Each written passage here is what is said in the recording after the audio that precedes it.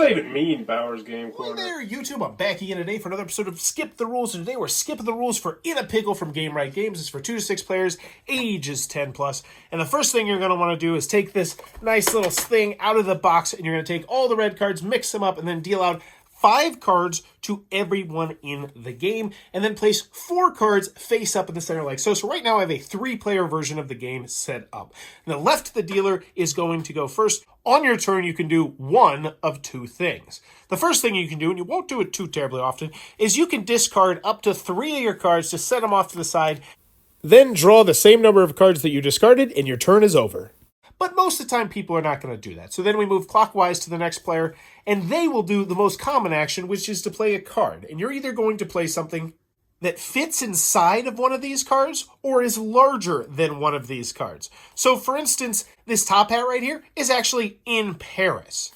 And so I say what I'm doing out loud, and then I draw a card. So you can either discard cards and draw back up, or you can play a card and then draw one. This game is all about being creative, so you don't have to be literal. So for instance, this top hat that's in Paris, this is actually inside of a note that I wrote. And you can do creative stuff like that. However, inevitably, someone will eventually say something and you're like, that doesn't make any dang sense. And if someone does that, then anyone at the table can challenge them and say, hey, that doesn't make sense. And if that happens, the person that got challenged is going to defend their answer, and then everyone else, aside from that person, is going to vote with either a thumbs up or thumbs down of whether or not they think it's legal.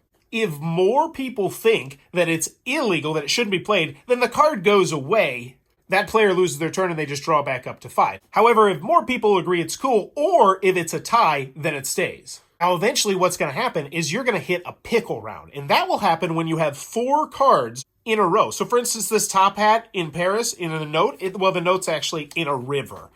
And so now this would trigger the pickle round, which means starting with the next player, they're going to have an opportunity to play something that is larger than the river. They cannot play on any of the other cards right now, and they can't do anything smaller. So they might say, you know what, that note inside the river, well, that was on a piece of paper, because that's actually in a book. Now, in the pickle round, if you can't play or don't want to play, you don't have to, and you can just pass. Well, that piece of paper that was in the book was actually in a doghouse because a dog ripped it up. So that player would get a chance to do it. But now it gets back to the original player who started the pickle round. And they will always have the last opportunity to play the largest card. And whoever has the last card is going to win this stack of cards. So they might try and say, oh, well, that doghouse is inside of a tank, at which point someone would obviously challenge it. It would get thumbs down. The tank would get discarded, and this player would win this stack of cards and be one step closer to winning the game. Now, at this point, after you've done a pickle round, everyone is going to draw back up to 5 cards, and then you're going to put a new card to replace in the center, and you're going to continue to go around the table clockwise. You're going to do this until someone has won a certain number of rows of cards. Now, if you're playing a 2-player game, then you have to win 5 rows of cards. If you're playing a 3 or 4-player game, you have to win 4 rows of cards. And if you're playing a 5 or a 6-player game, you only have to win 3 rows of cards. But before we get you out of here, I want to mention a few other slight rules you need to know. Always remember that on your turn, you can play to any one of the 4 piles. And you can either play a card that fits in or that is larger than. But you can never slide it into the middle like this. The card you play only has to relate to the other card it's touching. It doesn't have to relate to the entire row and be thematic. When playing a card, you can also add a modifier like a tank or my tank. However, you can't just embellish it with other nouns like rocket tank. Last, before you start up, you need to make a big decision, and that is the in versus on decision.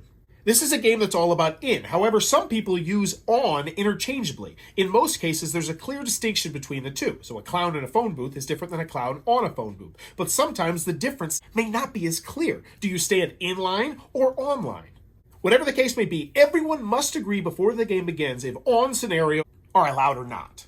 The only thing that I have not mentioned yet is the alternate way you can play the game. The only difference in the alternate game mode is that every single card in a row has to connect story-wise. But that's In a Pickle from Game Right. Go have some fun, and if you enjoy the content, please be sure to click on that subscribe button down below.